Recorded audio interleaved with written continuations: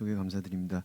원래 처음 받았을 때는 그 AI인 PWB라는 제목으로 받았는데 이게 보니까 논문이 한 3개밖에 못 찾아가지고 그 20분 강의를 하기 어려울 것 같아서 그 현재 카디오베스큘러 쪽으로 진행된 AI 위주로 정리해서 말씀드리겠습니다.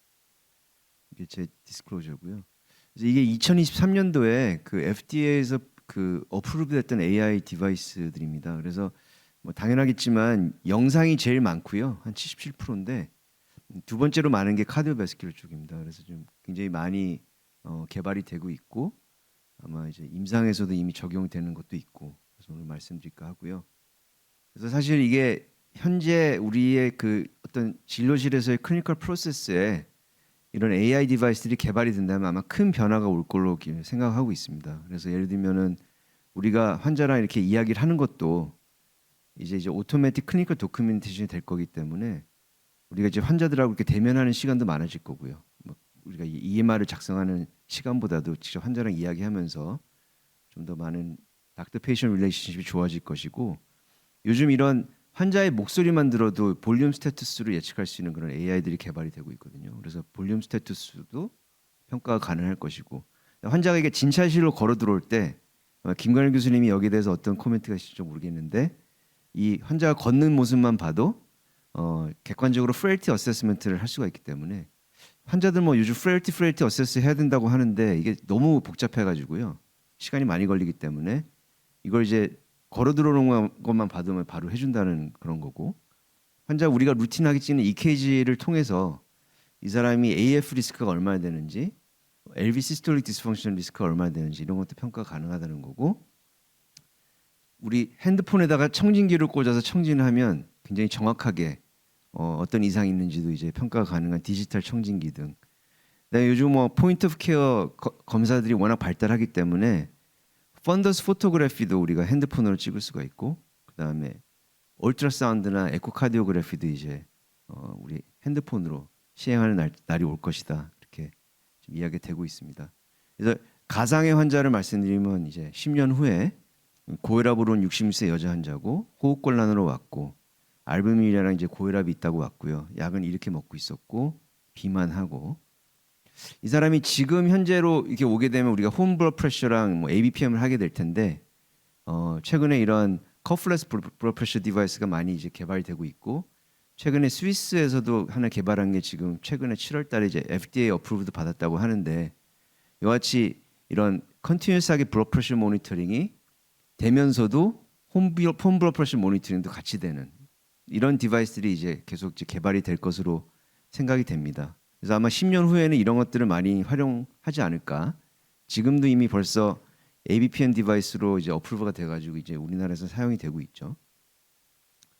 밖에 이제 PWB 이야기가 많이 나오는데 연구는 많지 않지만 이런 AI를 통해서 펄스 웨이브 분석을 통해서 이런 PWB를 추정하는 그런 이제 알고리즘들이 많이 개발되고 있는 것 같습니다. 이거는 아이슬란드 코호트 10,000명을 대상으로 이 알고리즘을 개발한 다음에 프레임먼 코호트에서 이제 밸리데이션 한 건데 아이슬란딕 스터디에서는 R 스퀘어가 한 0.64, 프레임먼에서는 한 0.6 정도 됐었고 이게 4개의 그 콜타일로 나눠봤을 때 리스트래티피케이션이 비교적으로 잘 되는 것을 이제 보여줘서 작년에 하이퍼텐션에 퍼블리시된 바가 있습니다. 또 다른 이제 프루프 오브 컨셉트 스터디인데 이 핑거 PPG를 통해서 한 33명을 대상으로 해가지고요. 역시나 이제 그 알고리즘을 통해서 CFPW를 에스티메이션 한 거죠. AI를 통해서 보니까 R 스퀘어 값이 뭐 한 0.74 정도로 CFPW를 상당히 잘 프리딕션하는 그런 알고리즘이 개발이 돼서 아마 이런 것들이 계속 개발이 된다 그러면 우리가 이제 커플레스 BP를 하면서도 컨티뉴어스하게 이런 PW를 이제 어세스먼트 할 수 있는 시대가 오지 않을까 싶습니다. 그 밖에도 아까 말씀드렸지만 이런 청진기를 디지털 청진기를 핸드폰을 통해서 우리가 이제 청진을 하는 그런 것들이 막 개발이 되고 있고요. 그 다음에 요즘은 뭐 이런 핸드폰으로 이제 펀더스 포토그래피가 가능한데 이런 펀더스가 굉장히 파워풀한 바이오마커입니다. 그래서 최근에 나온 데이터들을 보면 나중에 만성 신장 질환 예측도 되게 정확하게 하고 있고 타입 2 DM의 발생도 정확하게 예측하는 등 굉장히 유용한 바이오마커로 쓰이는 것 같습니다. 그래서 기존에 뭐 쭉 진행했던 연구들을 보면 이런 여러 가지 하이퍼텐시브 레티노패시의 사인들, 뭐 마이크로 헤머리지나 애뉴리즘, 카튼 월스팟, AV 니킹 등등이 여러 카디오바스큘러 디지즈와 연관이 많다는 뭐 데이터들이 굉장히 많이 보고가 됐었죠. 이제 우리가 이 펀더스에 관심을 갖게 됐던 계기가 됐던 연구가 이 네이처 바이오메디컬 엔지니어링의 2018년도에 퍼블리시된 연구인데, 그 구글에 있는 엔지니어들이 이 펀더스 포토만 찍어가지고 우리가 일반적으로 알고 있는 카디오바스큘러 리스크 팩터들을 얼마나 잘 예측하는지를 봤던 연구입니다. 이게 딥러닝을 이용했던 거고요. 그래서 보시면은 뭐 다른 거는 뭐 이렇게 신통치 않은데 에이지, 젠더, 스모킹 스테투스를 예측하는데 꽤 아주 정확하게 예측을 하는 것을 볼 수가 있었고요. 특히 놀라웠던 거는 사실 사람은 육안으로는 딱 펀더스만 보고, 안과 교수님이 하신 말씀입니다. 이게 그 젠더를 예측하기가 감별하기 어려운데 이 AI는 놀랍게도 한 0.97 정도로 뭐 젠더를 굉장히 정확하게 감별해내는 것이 굉장히 이거 놀라운 데이터였고, 사람들이 이 연구 결과를 보고 굉장히 많은 놀라움을 표현했다고 합니다. 그래서 그 연구들이 많이 진행이 되고 있고, 특히 이거는 세브란스 안과와 그 이제 메드웨이라는 그 스타트업 회사, 그다음에 세브란스 안과가 진행했던 연구고요. 그 현재 레니얼 펑션이 괜찮은데 향후 CKD 발생을 예측할 수 있는 알고리즘을 개발한 거거든요. 이게 이제 레티 CKD라는 건데, 보시면 이 코리안 다이아베틱 코호트라는 데서 포스 콜타일이 퍼스트 콜타일에 비해서 향후 CKD 발생 위험이 5.5배가 높았고, 그다음에 UK 바이오뱅크에서는 포스 콜타일이 퍼스트 콜타일에 비해서 한 3.7배 정도 예측력을 보여줬는데, EGFR 베이스드 CKD 스코어에 비해서 오히려 이게 스코어링이 더 좋은 걸로서 나타나서 이런 것들이 이제 향후 CKD 발생을 예측하는데 좋은 바이오마커라는 걸 보여줬었고요. 저 같은 경우에는 이제 그 세브란스 병원 안과랑 그 싱가포르 아이 인스티튜트라는 데랑 같이 이제 공동 연구를 했었고요. 결국 이거는 이제 딥러닝을 이용해서 레티나 포토그래피로 이게 칼슘 스코어가 있는지 없는지 예측할 수 있는 알고리즘을 먼저 개발한 다음에 이걸 이제 UK 바이오뱅크에서 얼마나 카디오베스큘러 디지즈 잘 예측하는지, 리스크 스트래티피케이션 잘 하는지를 봤던 연구였고, 이건 이제 2021년도에 이제 란셋 디지털 헬스에 퍼블리시를 했었습니다. 결국 이 연구의 가장 큰 핵심 데이터는 이 알고리즘을 가지고 이 UK 바이오뱅크에서 밸리데이션 했는데, UK 바이오뱅크 한 4만 8천 명 중에서 ASCVD 리스크의 그 보더라인 또 인터미디엇 리스크 그룹에 해당되는 사람들에서 봤더니 이게 further risk stratification이 잘 되더라는 걸 보여줘서 일종의 어떤 그 리스크 툴로서의 가능성을 보여줬던 연구라고 할 수가 있겠습니다. 그래서 이런 연구 결과들을 바탕으로 이 디바이스가 그 2023년도에 허가를 받았고요. 식약처에서 허가를 받았고, 현재 이제 네카에서는 그 신의료기술 평가가 유예가 돼서 2027년까지 현재 비급여 처방이 가능한데, 현재 그 여러 병원들에서 지금 세팅이 되고 있고요. 요거는 이제 저희 세브란스 병원에서 이제 세팅이 된 건데, 제가 볼 때 가장 큰 장점은 굉장히 좁은 공간에서 이제 검사가 시행이 가능한 거거든요. 그래서 굉장히 좁은 공간만 필요하면 되고, 전혀 뭐 이거 찍는데 엑스퍼티스가 필요 없고, 한 5분 정도면은 이제 산동제를 안 쓴 레티널 카메라로 한 5분 정도면은 카디오바스큘러 리스크가 어느 정도 되는지를 이제 그 결과도 얻을 수 있는 이제 그런 장점을 가진 검사라고 할 수가 있겠습니다. 또 하나 이제 또 가장 프로미스한 이제 바이오마커 중에 하나가 이제 EKG죠. EKG 우리가 뭐 루틴하게 찍는 검사기도 하고, 보통 우리가 증상이 나타나기 전에 이미 그 셀룰러 레벨이나 티슈 레벨에서 변화가 나타나고 있고, 그 변화가 사실 EKG에서 나타나긴 하는데 우리는 디텍션을 못하는 거죠. 근데 AI는 그 미묘한 변화들을 이제 디텍션 한다는 겁니다. 그렇기 때문에 요즘은 이런 EKG를 이용해서 EKG를 판독하는 것뿐만 아니라 이 EKG를 통해서 향후에 심장병이 발생하는 걸 예측하는 알고리즘들이 많이 개발이 되고 있는 것 같습니다. 그 대표적인 게 이제 AF인데, 이 연구는 이제 그 하버드에서 진행이 됐던 연구고요. 하버드에서 알고리즘을 개발한 다음에 역시 UK 바이오뱅크에서 밸리데이션 한 건데, 클리니컬하게 가장 많이 쓰는 AF 리스크 스코어가 차지 AF라는 게 있습니다. 차지 AF가 있는데, 그래서 이 노란 게 차지 AF고 이 주황색이 빨간색이 EKG AI인데, 이 AI 알고리즘이 그냥 클리니컬 리스크 스코어랑 거의 리스크 프리딕션이 거의 유사한 것으로 나왔고, 이거를 두 개를 합치면은 굉장히 리스크 프리딕션 그 그 퍼포먼스가 좋아진다는 것을 보여줘서 이렇게 서큘레이션에 발표한 바가 있습니다. 그래서 이런 것들을 EKG를 활용해서 이런 리스크 스코어를 만드는 걸 보여주는 거고요. 또 제일 많이 쓰는 것 중에 하나가 사실은 이런 핫페일리어 프리딕션이죠. 핫페일리어 프리딕션인데 메이오 클리닉에서 굉장히 많은 연구를 하고 있는 것 같습니다. 메이오 클리닉, 뭐 UCL 이런 데서 많이 하는데 이 연구는 LVEF 35% 이하를 이제 예측하는 알고리즘을 개발한 거죠. 그래서 메이오에서 한 4만 5천 명의 에코 EKG 데이터로 트레이닝을 한 다음에 인디펜던트 셋에서 봤더니 AUC가 한 0.93 정도, 센시티비티 86%, 스페시피티 한 86% 정도의 알고리즘을 개발했고 베이스라인에 LV 디스펑션이 없는 사람들한테서 이 알고리즘을 적용해 봤더니 파지티브 그 파인딩이 있었던 사람이 노멀 파인딩이었던 사람보다 향후에 이제 LV 디스펑션이 발생할 위험이 4배나 높다고 발표해서 네이처 메디슨의 논문을 실은 바가 있었습니다. 그래서 비슷한 알고리즘을 가지고 이제 그 FDA에서 최근에 어떤 이야기를 하냐면 이 AI 디바이스가 너무 많이 나오니까 랜덤 스터디 결과를 보여줘야 된다. 그 굉장히 크라이테리아를 굉장히 높게 잡아놨거든요. 그래서 이런 이제 랜덤 스터디들이 많이 진행되고 있는데, 요거는 이제 그 알고리즘을 이제 클러스터 랜덤을 통해서 이제 그 연구를 진행했던 겁니다. 그래서 120개의 프라이머리 케어 팀에서 이제 클러스터 랜덤 해가지고 AI EKG를 활용한 팀하고 그 대조군 이렇게 랜덤을 해가지고 프라이머리 아웃컴은 90일째 베이스라인 EKG 찍은 다음에 90일째 로우 EF를 얼마나 많이 찾는지를 이제 봤던 거거든요. 봤더니 이 알고리즘을 사용했던 그룹에서 확실히 로우 EF를 찾을 32%더 많이 찾았다. 그게 이제 결과 메인 파인딩이었거든요.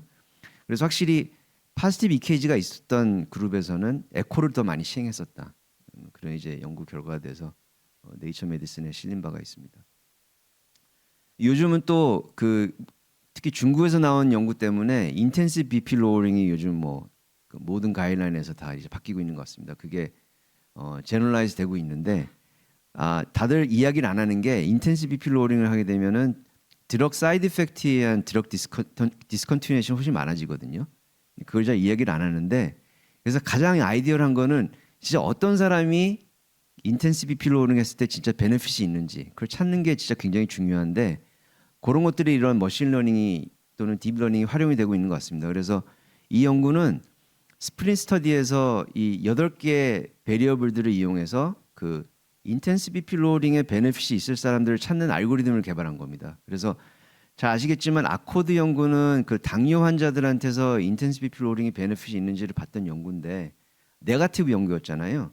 그래서 이 아코드 트라이얼에서 이 알고리즘을 적용해 봤더니 이 알고리즘으로 이제 아코드 내에서 인텐시브 BP 로어링의 베네핏이 있을 거라고 예측되는 사람들한테서는 해저 레이쇼가 30% 감소했는데 베네핏이 적을 것이라고 생각했던 사람은 인텐시브 BP 로어링이 베네핏이 없었다. 그래서 이런 그 AI를 활용해서 우리가 이런 맞춤 치료로 고혈압 치료도 이런 인텐시브 BP 로어링을 이 베네핏이 있을 만한 사람을 그 우리가 아이덴티피케이션 하는 데 있어서도 활용이 될 수 있을 가능성을 이제 제시해 주는 거죠. 그래서 아까 그 케이스를 다시 돌아와 보면요. 그래서 우리가 이 사람한테서 10년 후에는 이 커플레스 홈 BP를 2주 동안 쭉 시행해서 그 2주 동안의 평균 데이타임 에버리지, 녹터널 BP, 모닝 에버리지 BP를 측정을 하고, 그다음에 에스티메이티드 PW도 측정을 해서 굉장히 이제 언컨트롤 블러드 프레셔에 PW가 굉장히 높은 사람이라는 것을 알게 되는 거고요. 그다음에 디지털 청진기로 우리가 이제 AR 머머가 청진된다는 걸 알게 되고, 이 사람한테 이제 EKG를 하게 되면은 이 사람이 하이 리스크 오브 이스케미 핫 디지즈다. 그다음에 AS 리스크는 적지만 로우 EF의 리스크는 높다. 이렇게 이제 우리가 이런 어디셔널 판도까지 얻게 되고, 그다음에 이제 펀더스 포토를 찍게 되면은 이 사람이 카디오베스큘 리스크가 굉장히 높고 양쪽 눈에 하이퍼텐시브 레티노패시가 있다는 것을 바로 진찰실에서 알게 되는 거고요. 그다음에 individualized intensive BP loading risk stratification 스코어도 이제 베네핏이 있는 그룹이다. 이렇게 이제 알게 되면은 바로 이런 BP 트리트먼트 인텐시피케이션을 시작하게 되고 하이 인텐시티는 이제 애드하게 되는 것이죠.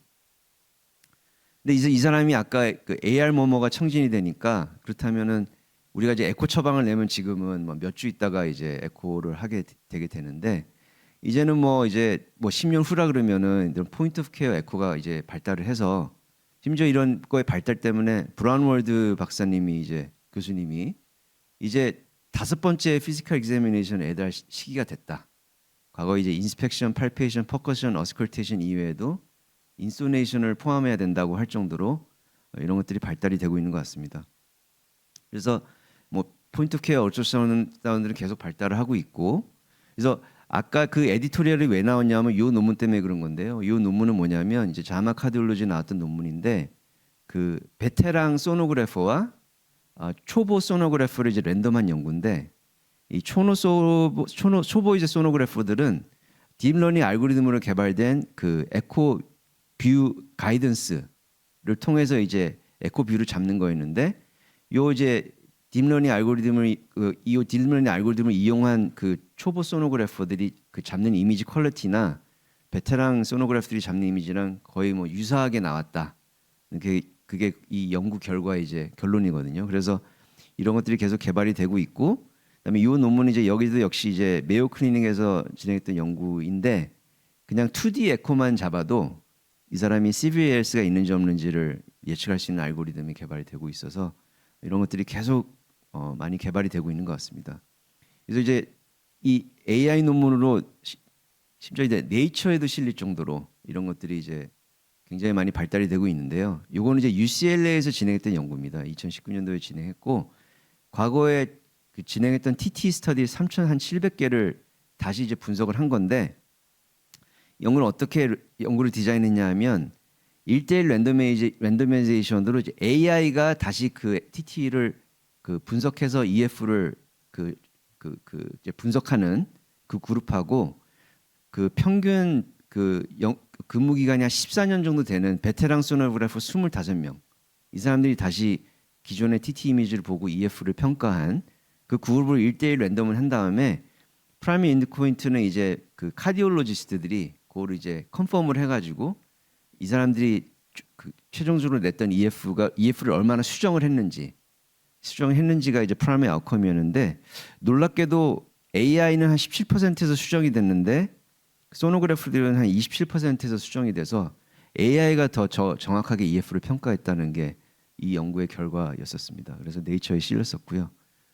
또 작년에 이제 AH에서 발표됐던 이제 레이트 브레이킹 트라이얼인데 이제 판 에코라는 연구입니다. 요즘은 AH에는 아예 따로 AI 레이트 브레이킹 세션이 따로 있을 정도로 연구가 굉장히 많이 진행이 되고 있는데 이 연구는 한 34,000개의 TT 이미지를 가지고 예일 대학교에서 진행했던 연구였거든요. 그래서 18개 그 파라미터들을 이제 분석하는데 이제 퍼포먼스를 본 건데 전체적으로 AUC가 한 0.91 정도 됐었고요.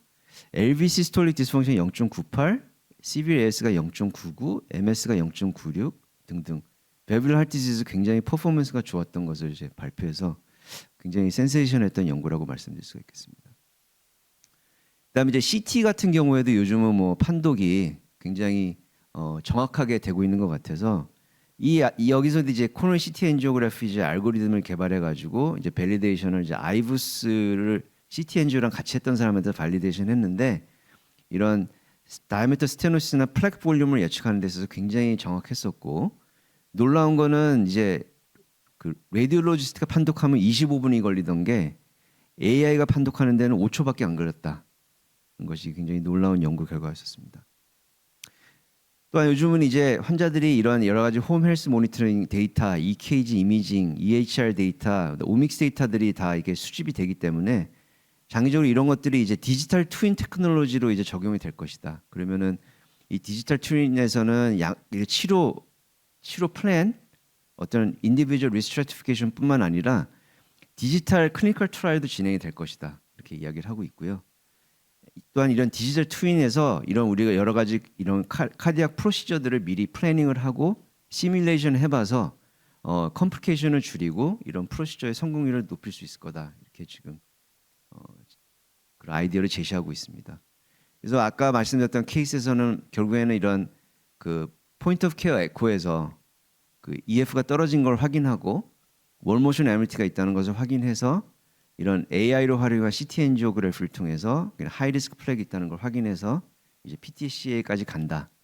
이런 이제 가상의 어떤 환자 워크플로우를 보여드립니다. 근데 끝으로 이제 LLM 같은 경우에는 뭐 여러 가지 분야에서 지금 이제 활용이 될 거로 지금 예측이 되고 있고요. 뭐 환자 뭐 히스토리 테이킹뿐 아니라 컨설테이션, 가이드라인 리뷰라든지 뭐 클리니컬 케어 애플리케이션, 리서치 애플리케이션 등등에서 많이 활용이 될 것으로 지금 예측이 되고 있습니다. 그래서 결론을 말씀드리면 아마 미래에는 이런 여러 가지 AI 테크놀로지들이 지금 폭발적으로 개발이 되고 있고 미국 FDA에서는 이미 굉장히 많이 어프로브가 되고 있어서 여러 가지 우리가 환자를 보는 데 있어서 심지어 이런 베드사이드 에코까지 이런 것들이 활용이 될 것으로 생각이 되고 있고요.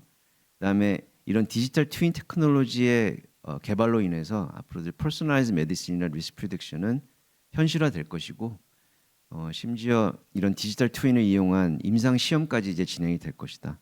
그다음에 현재 뭐 폭발적으로 개발되고 있는 이런 라지 랭귀지 모델들은 이런 여러 가지 메디컬 리코딩이나 클리니컬 리서치, 디시전 메이킹, 뭐 행정적인 업무, 메디컬 리포트에도 굉장히 많이 적용이 될 것으로 예측이 됩니다. 경청해 주셔서 감사합니다.